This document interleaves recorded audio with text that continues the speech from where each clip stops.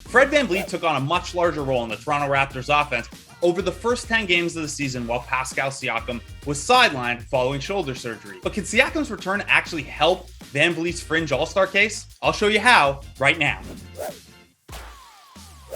Hey, what's up? I'm Blake Murphy, and this is the Fast Breakdown. Over 10 games with Pascal Siakam sidelined, Fred VanVleet averaged 18.7 points, 5.3 rebounds, a career-high 7.1 assists, and 1.5 steals per game. Now, that's not 20 points, but those numbers are all-star numbers. There is some concern that Siakam's return could put a cap on Fred VanVleet's offensive role and his statistical production. That makes sense. There are only so many balls to go around, only so many shots to go around, only so many offensive possessions to go around.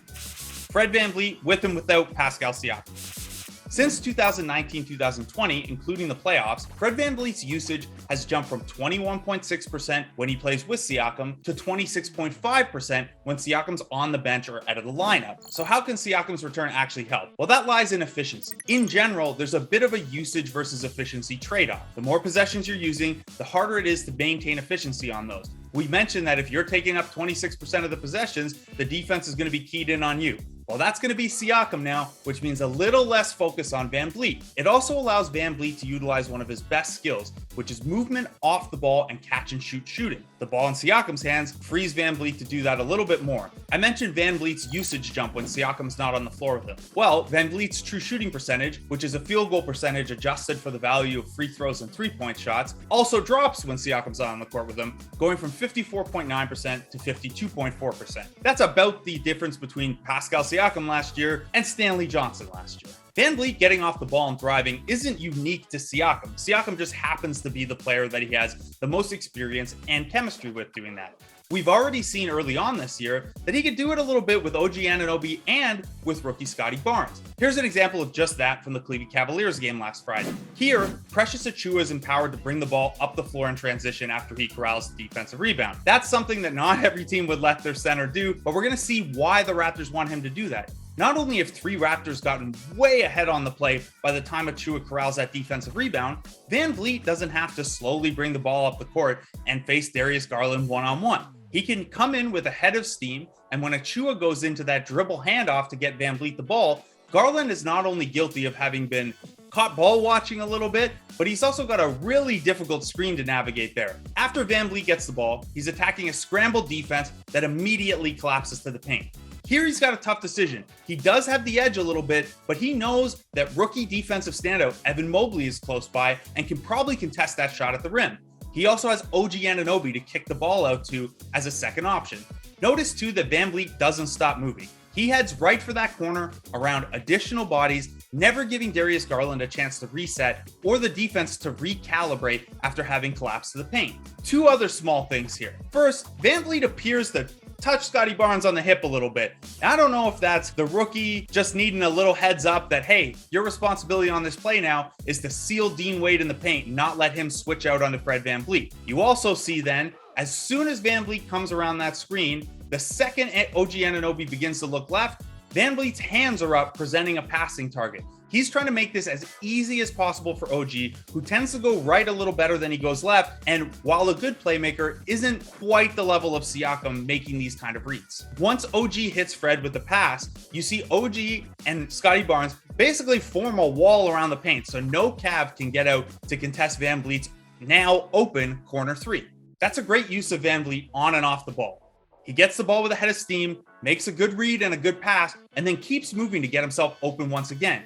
If you ever hear the broadcast talking about relocation threes, this is what they mean. This is an especially difficult play to guard against the Toronto Raptors because Nick Nurse loves himself a hammer set. What I mean is the Raptors have a lot of plays that start fairly similarly to this, meaning when Fred takes that dribble handoff from Precious Achiuwa, that might be play A, play B, play C, play D, and so on. Once again, it's a Fred VanVleet Precious Achiuwa dribble handoff.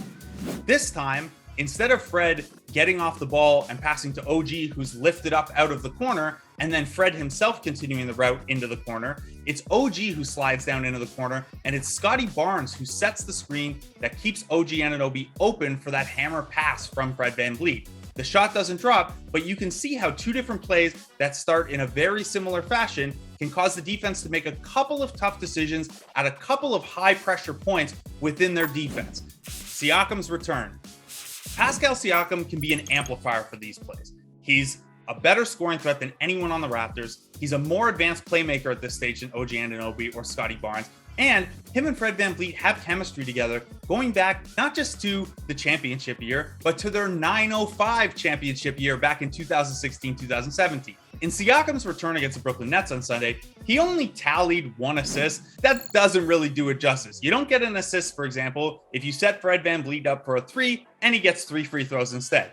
You also don't get a screen assist for sealing off Paul Millsap after Fred VanVleet drops Patty Mills with a dribble move. A dribble move, by the way, that Patty Mills is already on his heels a bit for because of the threat of that VanVleet-Siakam pick and roll on the side of the floor. Coming out of the half against Brooklyn, the Raptors run another scripted play to get Fred VanVleet moving off the ball. Here, the team comes out in horns. What that means is there's 2 players at the elbows, 2 in the corners, and the ball handler up top. Here we see Fred VanVleet give the ball to Scotty Barnes and then immediately head out around his Pascal Siakam screen.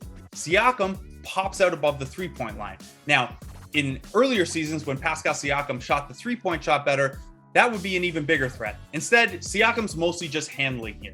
Fred VanVleet begins to head to the corner and he sets a screen for OG Anunoby so OG can cut baseline.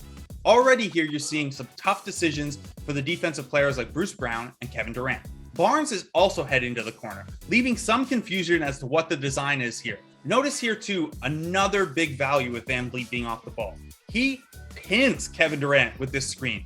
VanVleet's not quite Kyle Lowry as a screener because nobody is, but VanVleet might be the second best screener on the Raptors after Khem Birch, and using him off the ball like this can create a lot of confusion because not many guards can screen this well and then immediately present themselves for a shot. Here, Harden sealed, Durant is late because maybe the switch with Bruce Brown on OG Anunoby was miscommunicated, and there's the threat of Pascal Siakam driving on Blake Griffin, so Durant maybe needs to hang around the nail there to help Blake Griffin if Siakam drives right. Again, you're seeing the tough decisions having so many players who can handle, pass, score, and in VanVleet's case, shoot, force on a defense.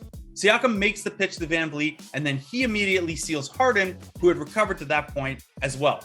VanVleet misses this shot, but it's a great use of all 3 dynamic forwards and VanVleet's ability not only to move off the ball, but to set screens for others, freeing them and himself for open looks. Okay, so if VanVleet's been so effective this year, I just said off the top he's putting up borderline all-star numbers, why would the Raptors want to get the ball out of his hands more? Why isn't it Pascal Siakam who has to adjust his usage profile to VanVleet's new usage profile? At the heart of it is this.